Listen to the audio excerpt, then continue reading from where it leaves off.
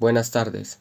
El día de hoy mi compañero Santiago Cruz y yo, Felipe Ortiz, les hablaremos de un periodo bastante importante en la historia de Colombia, conocido como el Frente Nacional. Bueno, ¿qué fue el Frente Nacional? El Frente Nacional fue un acuerdo político que se dio en Colombia entre los dos partidos tradicionales, el Partido Conservador y el Partido Liberal, con el objetivo de buscar una alternancia para poner fin a la violencia política que azotaba al país en la época. Este acuerdo fue alcanzado en el año 1958 y extendió hasta 1974, abarcando un periodo de 16 años. Durante este tiempo se estableció un sistema de alternancia en el poder entre ambos partidos, donde se acordó que cada uno tendría un periodo presidencial de 4 años. El contexto en el que se dio el Frente Nacional fue el de una profunda crisis política y social en Colombia. El país se encontraba dividido y sumido en una violencia bipartidista que había dejado miles de muertos y heridos. Ante esta situación, los líderes de ambos partidos decidieron buscar una salida pacífica y acordaron la creación de este frente. El 20 de marzo de 1957 se realiza el Pacto de Marzo, en donde participan la Dirección Nacional Liberal y la Dirección Nacional Conservadora de orientación opinista, en donde en ese pacto se hace rechazo de los partidos a la posible reelección del general Rojas Pinilla. También hay un programa de mínima acción y una oposición a la dictadura. También hay una ratificación de la necesidad de un gobierno de coalición y de reformas a la Constitución del 86 para evitar el sectarismo. Con este acuerdo se logra integrar el opinismo a la coalición bipartidista. Laureano Gómez hace una carta hacia Alberto Lleras Camargo, donde propone la candidatura de Alberto Lleras condicionando un acuerdo que garantice la presidencia de un conservador para el periodo siguiente. Es el Pacto de Sitges, donde participa el expresidente Alberto Lleras Camargo y Laureano Gómez. Ya derrocada la dictadura, este acuerdo fija los pasos a seguir para establecer el gobierno de coalición. También propone los mecanismos e instituciones básicas del Frente Nacional. Desarrolla los principios basados en el Pacto de Benidorm. La reforma constitucional propuesta contempla la paridad en el gabinete ministerial y las corporaciones públicas por un periodo de 12 años, al igual que el establecimiento de la carrera administrativa. También plantea la necesidad de un plebiscito popular para ratificar las reformas constitucionales sugeridas y reafirma la necesidad de un candidato para la presidencia de la República. El 14 de abril de 1958 es aceptada la propuesta liberal de alternancia presidencial y la extensión del gobierno de coalición a 16 años. En esta propuesta fueron partícipes Alfredo Arango, José Gutiérrez, Francisco Gómez, Jorge Rosero y Hugo Escobar. El 19 de abril de 1958 hay un acuerdo de los partidos sobre la reforma constitucional. Este texto se presenta en un artículo único transitorio para reformar la Constitución de 1881, mediante el cual se establece la alternación de la presidencia de la República por 4 periodos de gobierno, elaborado por dirigentes de los partidos tradicionales, en donde participó Darío Echandía, Alfredo Arango, Jorge Uribe y Jorge Gutiérrez. Como lo menciona mi compañero, el Frente Nacional en Colombia fue un pacto político histórico entre el Partido Liberal y el Conservador. Este pacto tuvo antecedentes muy importantes. Uno de ellos es el 2 de marzo del 56, con la carta de López Pumarejo al directorio liberal de Antioquia, donde proponían una reforma constitucional para establecer un gabinete de coalición con representación proporcional de todos los grupos. También sugería que por primera vez un candidato conservador con apoyo de los liberales pudiera reemplazar al general Rojas Pinilla, y también dar un primer paso hacia la constitución del Frente Nacional. El 12 de abril de 1958 se realizó una propuesta de la Comisión de Delegatorios de la Convención Liberal. En estos participan Darío Echandi, Luis López de Mesa, Jorge Uribe Márquez y Carlos Lleras Restrepo, donde proponen como candidato a un ciudadano relativamente desconocido y acepta la propuesta del trabajo a la condición de extender el Frente Nacional a 4 periodos de gobierno. Se realiza el decreto 247 de 1957, donde participa la Junta Militar de Gobierno. El decreto tiene como propósito recoger la propuesta expresada en el Pacto de Sitges, donde convoca un plebiscito para el 1 de diciembre de ese mismo año, con el propósito de someter a consulta popular la reforma constitucional que establece las instituciones de coalición. También la decisión de la Junta confirma la voluntad del gobierno que debe acogerse a la propuesta de Lleras y Gómez para reconstruir la democracia electoral. El mismo año, el 24 de julio, en la declaración de Benidorm, donde participan el expresidente Alberto Lleras Camargo y Leonardo Gómez, que es una declaración de principios sobre la sustitución política, la dictadura y el retorno del gobierno civil. También se reafirma la necesidad de una coalición bipartidista para derrocar al general Rojas Pinilla, y también un primer esbozo de un plan para construir una serie de gobierno de coalición. El 13 de julio de 1958 se hace la primera ponencia para el debate en el Senado del proyecto reformatorio de la Constitución de 1881, en donde participa Edgar Manotas y Enrique Sánchez. Se hace esta ponencia sobre la alternancia presidencial, que es aprobada por el Senado de la República en la fecha. Se realiza el acta de escrutinio general del plebiscito nacional, en donde se divulgaron los resultados definitivos de la consulta plebiscitaria que fueron favorables al establecimiento de las instituciones de coalición.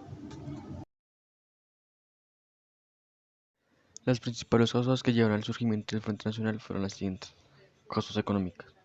Ellos pretendían hacer una estabilidad política donde buscaban garantizar la estabilidad y evitar la confrontación entre los dos partidos. Esto permitiría implementar reformas económicas y sociales sin la interferencia de la violencia política. También buscaban modernización y reconciliación. Se implementaron reformas para promover la modernización del país, incluyendo medidas en áreas como la seguridad social, el desarrollo económico y la educación y cultura. Tenemos la causa política, donde en el 53 un golpe de estado llevó al general Rojas Pinilla al poder. Su objetivo era estabilizar el país, pero su gobierno se prolongó durante 5 años. Los partidos tradicionales iniciaron un diálogo para poner fin a la dictadura. Causa social: la violencia bipartidista.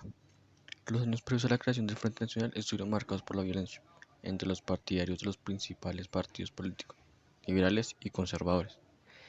Era una guerra civil no declarada, conocida como la violencia, donde causó entre 200.000 y 300.000 muertos en solo 20 años.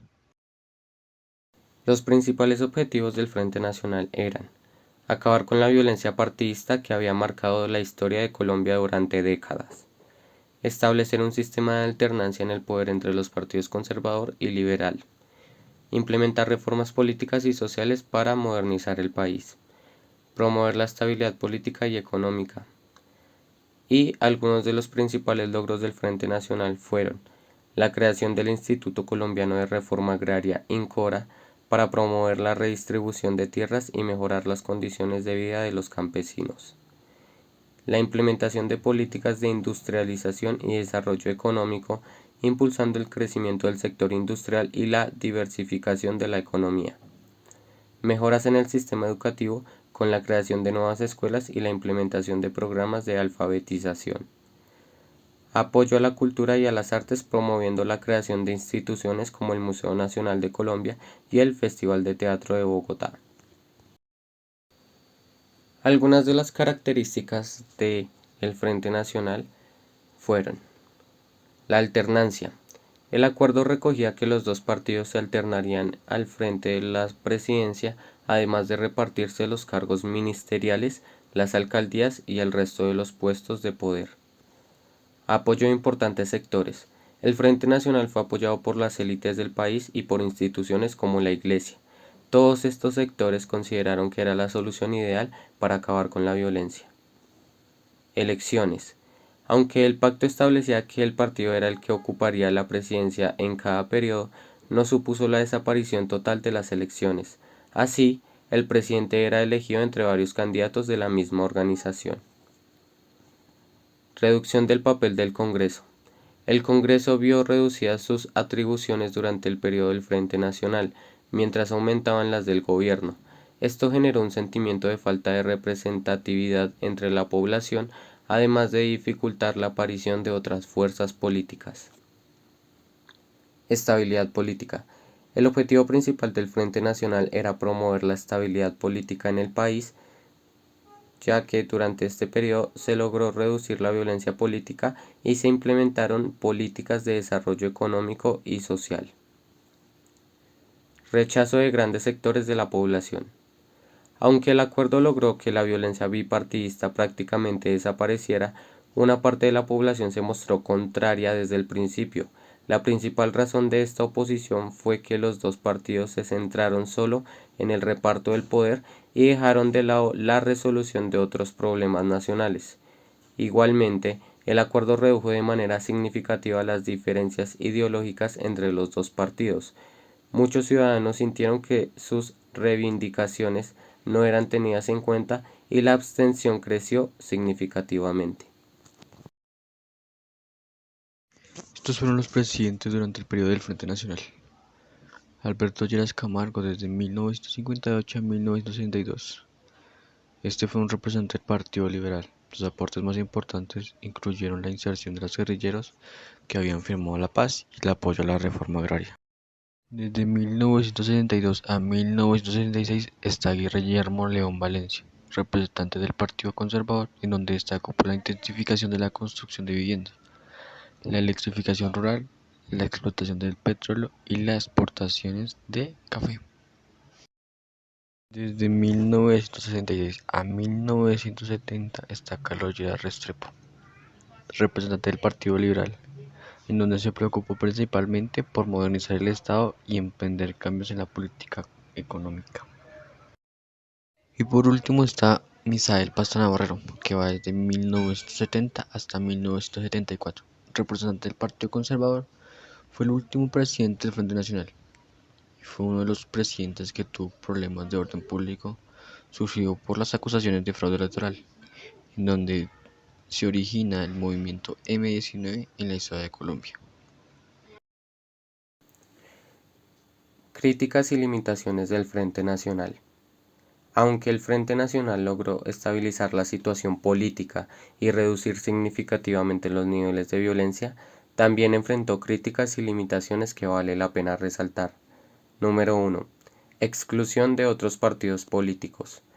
Uno de los principales puntos de crítica hacia el Frente Nacional fue la exclusión de otros partidos políticos. Durante este periodo los partidos tradicionales se repartieron el poder y monopolizaron la representación política, dejando fuera a otras voces y limitando la participación democrática. Número 2. Concentración de poder.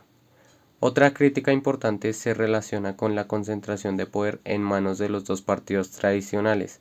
Esto generó un sistema político en el que las decisiones se tomaban de manera exclusiva entre ellos, dejando poca apertura a la participación ciudadana y frenando la renovación política. Número 3. Ausencia de cambios estructurales. Si bien el Frente Nacional logró estabilizar la situación política y reducir la violencia, no se llevaron a cabo cambios estructurales profundos en el país. Esto llevó a que persistieran problemas sociales y económicos, como la desigualdad, la pobreza y la falta de oportunidades para sectores vulnerables de la población. Número 4. Limitaciones en la representación de minorías.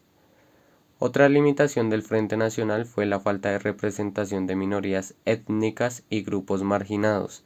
El acuerdo político se centró principalmente en los intereses de los partidos tradicionales y dejó de lado las demandas y necesidades de estos sectores de la sociedad colombiana. A pesar de estas críticas y limitaciones, el Frente Nacional marcó un hito en la historia de Colombia al lograr la alternancia en el poder y poner fin a la violencia bipartidista. Sin embargo, también es importante reflexionar sobre los aspectos negativos y aprender de ellos para construir un sistema político más inclusivo y participativo en el futuro. Desde esta instalación del Frente Nacional, un hito que marcó el fin de la violencia bipartidista, como lo mencioné anteriormente, pero que también desencadenó consecuencias negativas como la exclusión de actores políticos de oposición, hasta el conflicto armado que se ha asolado a la nación durante décadas. Queda claro que Colombia ha enfrentado desafíos monumentales en su búsqueda de paz y estabilidad. El Frente Nacional, aunque ayudó a fortalecer las instituciones políticas y económicas, lamentablemente también legitimó la discriminación de ciertos sectores sociales, generando una herencia de exclusión política que, aunque resinúa en la democracia colombiana. También un líder político afiliado al oficialismo liberal reconoció que durante este periodo la inconformidad ciudadana carecía de canales de expresión afectivos, con la decisión políticas centralizadas en los líderes de los partidos en Bogotá y sin participación real de la población en la toma de decisiones. Aunque se esperaba que en el Frente Nacional facilitara reformas institucionales para prevenir la violencia y fortalecer un Estado independiente de los partidos, estas reformas no perduraron en el tiempo, a pesar de que el acuerdo político entre los partidos ofreció una estabilidad y sentó las bases para un Estado moderno.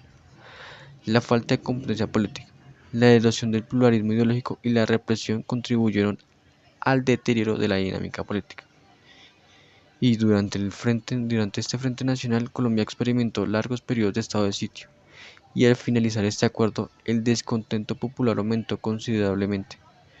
Los ciudadanos comenzaron a buscar nuevas formas de organización y representación política al margen de los partidos liberal y conservador.